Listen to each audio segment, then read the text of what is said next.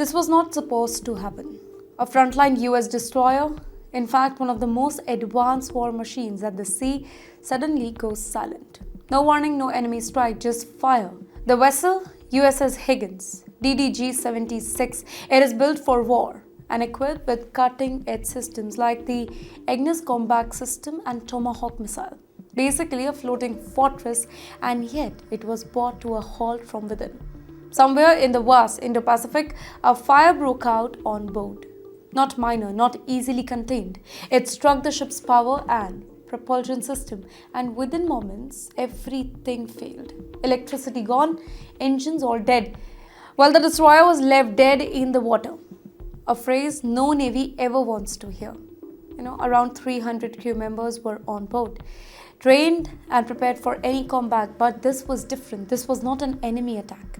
It was a crisis from within, the kind that comes without any warning.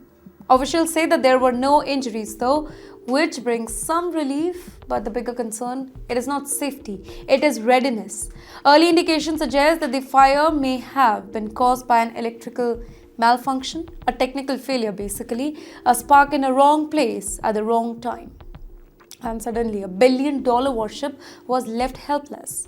The timing, that also makes the whole situation more serious. Tensions are already rising in West Asia, specifically involving Iran, and now a US warship in and another strategic waters, that faces a major failure.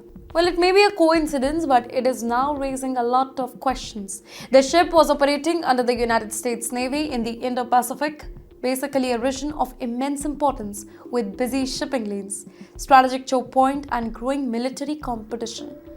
In such waters, even a temporary weakness that matters. Now the focus shifts to preparedness. Are these systems fully reliable? Is maintenance keeping pace with development? Can high-tech warships sustain long missions without any failure? When a frontline destroyer goes dark, it sends a signal.